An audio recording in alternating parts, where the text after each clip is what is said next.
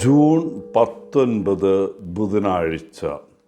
മത്തായി 6:1 മുതൽ 6 വരെയും 16 മുതൽ 18 വരെയും വാക്യങ്ങൾ. ഇന്നത്തെ സുവിശേഷം സാധാരണ നാം നോമ്പുകാലം ആരംഭിക്കുന്ന വിഭൂതി ദിനത്തിൽ വായിച്ചു കേൾക്കുന്നുണ്ട്. ഈ വായനയിലെ യേശുവിൻ്റെ വാക്കുകൾ നോമ്പ് കാലത്ത് നമുക്ക് എന്ത് ചെയ്യാമെന്നതിനെക്കുറിച്ചുള്ള ആശയങ്ങൾ നൽകിയേക്കാം.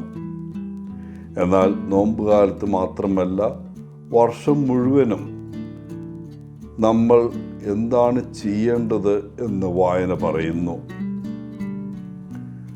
മറ്റുള്ളവർ കാണാൻ വേണ്ടി നല്ല പ്രവൃത്തികൾ ചെയ്യരുതെന്ന് യേശു തൻ്റെ ശിഷ്യന്മാർക്ക് മുന്നറിയിപ്പ് നൽകുന്നു. മറ്റുള്ളവർ അവരെക്കുറിച്ച് ഉന്നതമായി ചിന്തിക്കുവാനോ തങ്ങൾ ചെയ്യുന്ന കാര്യങ്ങൾക്ക് പ്രശംസ ലഭിക്കാനോ വേണ്ടി ആയിരിക്കരുത് അവരുടെ പ്രവൃത്തികൾ. നമ്മുടെ പ്രവർത്തനങ്ങളും തീരുമാനങ്ങളും ദൈവത്തോടുള്ള സ്നേഹത്തിൽ നിന്നും സുവിശേഷത്തോടുള്ള ആഭിമുഖ്യത്തിൽ നിന്നും ജനങ്ങളോടുള്ള സ്നേഹത്തിൽ നിന്നും ഒഴുകണമെന്ന് യേശു പ്രതീക്ഷിക്കുന്നു. വാസ്തവത്തിൽ സ്നേഹമാണ് എല്ലാറ്റിൻ്റെ അടിസ്ഥാനം. സോഷ്യൽ മീഡിയയുടെ ഈ കാലത്ത് ലോകം മുഴുവനുള്ള ജനങ്ങൾ കാണുന്നതിനുമായി ഫോട്ടോകൾ പോസ്റ്റ് ചെയ്യാൻ ആളുകൾ ഇഷ്ടപ്പെടുന്നു. ഈ ഫോട്ടോകളിൽ അവർ ചെയ്യുന്ന ജീവകാരുണ്യ പ്രവർത്തനങ്ങളെല്ലാം ഉൾപ്പെടുന്നു. ആർക്കാണ് ഏറ്റവും കൂടുതൽ ലൈക്കുകൾ കിട്ടുന്നത് അല്ലെങ്കിൽ അനുകൂലമായ പ്രതികരണങ്ങൾ ലഭിക്കുന്നത് എന്ന കാര്യത്തിൽ ഓരോരുത്തരും പരസ്പരം മത്സരിക്കുകയാണ്. മിക്ക രാഷ്ട്രീയ നേതാക്കളും സെലിബ്രിറ്റികളും ദാനധർമ്മങ്ങളും പ്രാർത്ഥനകളും ഉൾപ്പെടെയുള്ള അവരുടെ പ്രവർത്തനങ്ങൾ മറ്റുള്ളവരെ കാണിക്കുന്നതിൽ കുപ്രസിദ്ധരാണ്.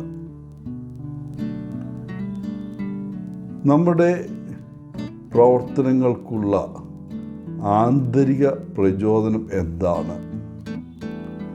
നമുക്ക് ദിവസം മുഴുവനും ഓരോ ബിസിനസ്സിലും മുഴുകി ജീവിക്കാൻ എളുപ്പമാണ്.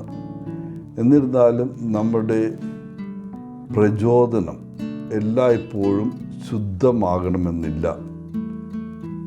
ചിലപ്പോൾ മറ്റൊരാൾ എന്നെക്കുറിച്ച് നന്നായി ചിന്തിക്കുന്നതിനായി ഞാൻ എന്തെങ്കിലും ചെയ്യാൻ തീരുമാനിക്കാറുണ്ട്. ഞാൻ പള്ളിയിൽ പോകുന്നത് എൻ്റെ ദൈവത്തോടുള്ള സ്നേഹം കൊണ്ടാണോ അതോ അത് ഞാൻ ചെയ്യേണ്ട ഒരു കടമയായിട്ടാണോ? ഞാൻ തളർന്നിരിക്കുമ്പോൾ എന്തെങ്കിലും സഹായം ആവശ്യമായി വരുന്ന ഒരാളെ ഞാൻ അവഗണിക്കാറുണ്ടോ?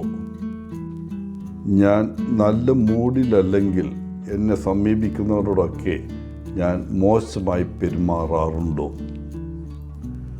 നമ്മുടെ ജീവിതത്തിൽ ചിലപ്പോഴൊക്കെ ഈ പറഞ്ഞിരിക്കുന്ന തരത്തിലുള്ള തിരഞ്ഞെടുപ്പുകൾ നാം എല്ലാവരും നടത്തിയിട്ടുണ്ടാകും.